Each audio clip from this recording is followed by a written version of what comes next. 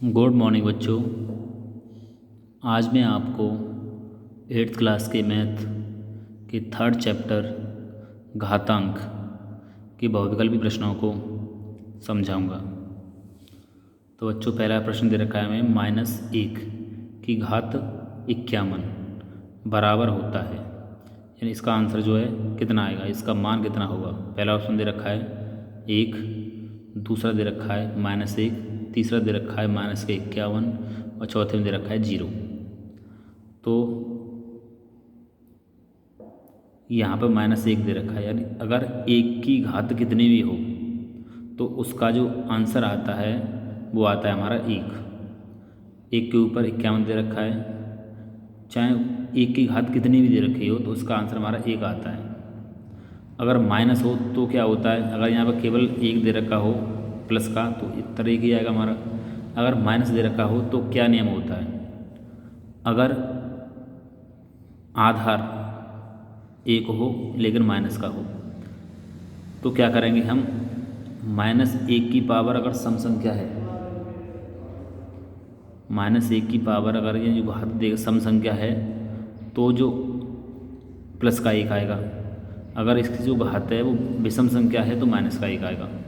अगर नीचे माइनस है और ऊपर जो है नीचे दे रखा 1 में माइनस लगा रखा है, माइनस है। अब देखेंगे ऊपर प्लस आएगा कि माइनस आएगा, ये घात पर डिपेंड करता है। अगर घात सम संख्या है तो माइनस का प्लस हो जाएगा, अगर घात विषम संख्या है तो माइनस का माइनस ही रहेगा।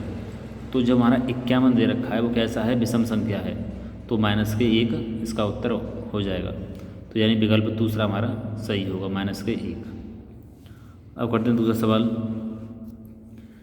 कि कोष्टक में दे रखा है 2 की पावर 0 प्लस 4 की पावर दे रखा है -1, कोष्टक के बाहर दे रखा है 2 की पावर 2 बराबर होता है, यानी इसका मान कितना आएगा। तो ऑप्शन पहला ऑप्शन दे रखा है 5, दूसरा दे रखा है 3, तीसरा ऑप्शन दे रखा है 4 और चौथा ऑप्शन दे रखा है 2। अब इसे कैसे करेंगे, आइए समझते हैं। कि पहले इस सवाल को हमने यहाँ पर कर लिया। अब किसी भी संख्या की पावर अगर 0 हो तो उसका मान हमेशा 1 होता है, तो इसकी जगह 1 आ गया। अब इसके ऊपर दे रखा है, इसकी घात जो है -1 दे रखी है, इसे हम प्लस में बदलेंगे तो इस संख्या को 1 के नीचे लिख देंगे। तो माइनस की जब क्या हो जाएगा प्लस, तो हमने 1 के नीचे लिख दिया 4, और 4 की पावर 1 4 ही होता है। गुणा में कितना दे रखा है 2 की पावर 2, यानी 2 का वर्ग कितना होता है 4।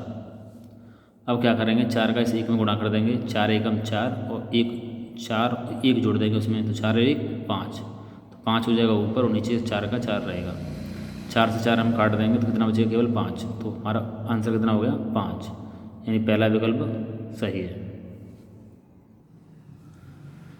अब चौथा सवाल दे रखा है -2 की घात 5 गुणा -2 की घात 6 बराबर होता है।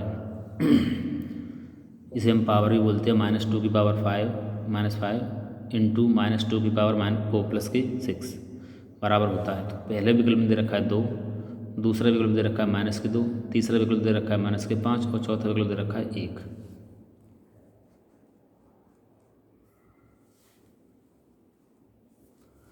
अब इसे हम 2 तरीके से कर सकते हैं सवाल को। एक तो हमारी जो पावर इसकी जो घात दे रखी है -5, इसे हम प्लस में बदलेंगे तो 1 के नीचे इस संख्या को ले आएंगे, तो ये माइनस के क्या हो जाएगा प्लस।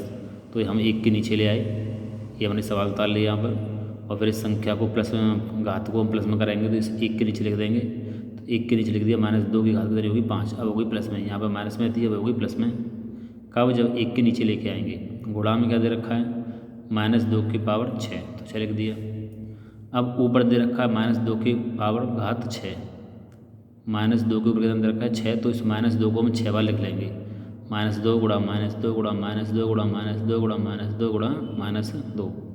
अब नीचे दे रखा है -2 के ऊपर 5, तो इसको हम 5 बार लिख लेंगे, 5 बार लिख लिया। अब -2 से -2 खत्म, इस -2 से ये खत्म, इस -2 से ये -2 खत्म, और इस -2 से ये खत्म, और -2 से -2 खत्म, तो क्या बचा -2। तो आंसर आ गया हमारा -2। दूसरा तरीका क्या है हमारा, कि अगर दोनों में आधार क्या समान है तो घातों को हम जोड़ देते हैं। गुणा में आधार समान हो तो घातों को जोड़ देते हैं। तो जैसे कि ये नियम होता है ए की पावर m प्लस ए की पावर n, आधार समान है, घात अलग अलग हैं, तो हमने दोनों आधारों में से एक आधार ले लिया और घातों को हमने जोड़ दिया m प्लस n। इसी तरीके से सवाल में -2 है, -2 तो हमने केवल -2 ले लिया और दोनों को जोड़ देंगे, -5 और +6, और 6 में से हम 5 को घटा देंगे, कितना बचेगा 1, और -2 की घात कितनी 1, तो -2 ही रहेगा। तो हमारा आंसर कितना आ गया -2। तो दोनों कंडीशन से हमारा आंसर कैसा होगा, समान होगा।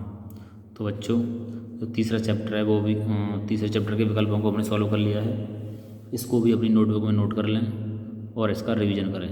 ओके बच्चों, धन्यवाद।